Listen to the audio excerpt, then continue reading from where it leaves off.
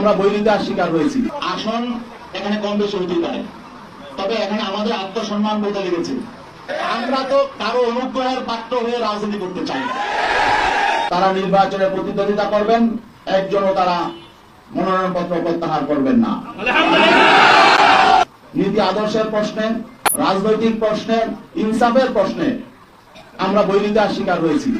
সেই জন্য আমরা আজকে আপনাদের সামনে ঘোষণা দিতে বাধ্য হচ্ছি যে ইসলামী আন্দোলন বাংলাদেশ আসন্ন ত্রয়োদশ জাতীয় সংসদ নির্বাচনে যে 270টি আসনে মনোনয়নপত্র সাবমিট করেছে, এর মধ্যে আপিলে 2 জন বাতিল হয়েছে। বাকি 268 জন সংসদ সদস্য প্রার্থী এখনো পর্যন্ত মাঠে কাজ করছেন। আমরা তাদেরকে নির্দেশনা দিয়ে দিয়েছি, তারা নির্বাচনে প্রতিদ্বন্দ্বিতা করবেন, একজনও তারা মনোনয়নপত্র প্রত্যাহার করবেন না।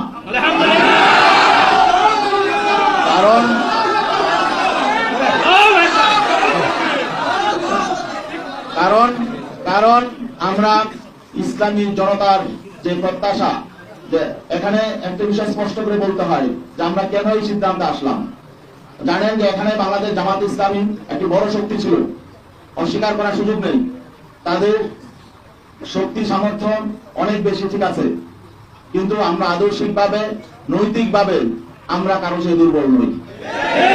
আসন এখানে কম বেশি হতেই পারে, তবে এখানে আমাদের আত্মসম্মান বলতে লেগেছে, এটাও একটু বলা প্রয়োজন। আসন সমঝোতায় সর্বপ্রথম আলোচনা শুরু হয়েছে 2 আমিরের, ডিসেম্বরের 9 তারিখ। আমিরে জামাত এবং আমাদের ইসলামী আন্দোলনের আমির পীর সাহেব চরমাই 2 জন একান্তে বসেছিলেন। যেহেতু আপনি প্রশ্নটা করেছেন, এটা আসলে আমি এদিকে যেতে চাই নাই। প্রথম দিনই তিনি ইনসাল্ট করেছেন। আপনারা জানেন বিভিন্ন জরিপ প্রকাশ হয়। 9 ডিসেম্বর যেদিন তারা 2 জন বসেছিলেন, সেদিন প্রথম আলোতে একটা জরিপ প্রকাশ হয়েছিল। সেই জরিপ আপনারা দেখেছেন। সেই জরিপে প্রকাশ হয়েছিল যে বিএনপি কে চায় 65% মানুষ, জামাত ইসলামকে চায় 25% মানুষ, আর সেখানে ইসলামী আন্দোলনেরও ছিল একটা, সেটা হলো 0.1% মানুষ। ঠিক আছে, ওই দিন বসার পরে আলোচনার শুরুতেই জামাতের আমির মোহতারাম তিনি আমাদের আমিরকে বললেন যে একটা প্রথম আলোতে একটা জরিপ এসেছে, দেখেন। তাহলে এটার অর্থ কি? এটার অর্থ হলো যে তাকে ইনসাল্ট করা, যে আপনাদের তো কোনো পয়েন্টই নাই, মানে জনমতে আপনাদের কোনো কি নাই, কোনো 1% নাই। 0.1 মানে 1%-এর 100%-এর 1 ভাগ। তো এটা হলো উনি ইনসাল্ট করে শুরু করে যে যাত্রা। সেদিনই মতো আমি আমাদেরকে বলেছেন যে তাদের কিন্তু মতলব ভালো নয়, তারা হয়তো আমাদেরকে সাথে বেইনসাফি করবে। কারণ তিনি আমাকে এই জরিপের কথা কেন আনলেন সেখানে, পরে আমরা দেখলাম শেষ পর্যন্ত তারা এই জরিপের মধ্যেই ছিল। এবং সর্বশেষ মিটিং যখন আমার সঙ্গে হয়, ডক্টর আব্দুল্লাহ মোহাম্মদ তাহের সাহেব তিনিও বললেন যে আপনাদেরকে অনেক আশা দেওয়া হয়েছে, জরিপে তো আপনাদের এত নাই। তখন তিনি আমার দেশের একটা জরিপের কথা দিলেন, সেদিন আনলেন।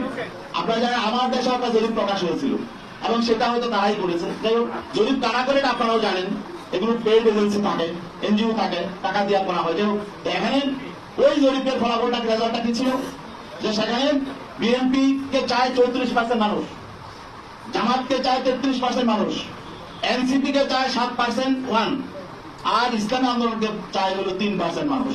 আচ্ছা বলেন দেখি, জামাতকে যদি 33% মানুষ চায়, এনসিপি কে যদি 7% মানুষ চায়, তো 40% হয়ে যায়। আর বিএনপি চায় 34%, বিএনপি কে চায়, তাহলে তো বিএনপি থেকেও এখন যদি এনসিপি তাদের সঙ্গে আছে, বিএনপির যে 6% ভোট তাদের বেড়ে গেছে। এখন তাহলে আমাদের কি আর এখানে অবস্থান থাকে? এখন তখন যখন তারা বলে জরিপে তো তারা আসলে আপনাদের তেমন অবস্থান নেই, এখন তাহলে বোঝা গেল যে তারা যে আসন দিয়েছে এটা অনুগ্রহ করে দিয়েছে। আমরা তো কারো অনুগ্রহের পাত্র হয়ে রাজনীতি করতে চাই না।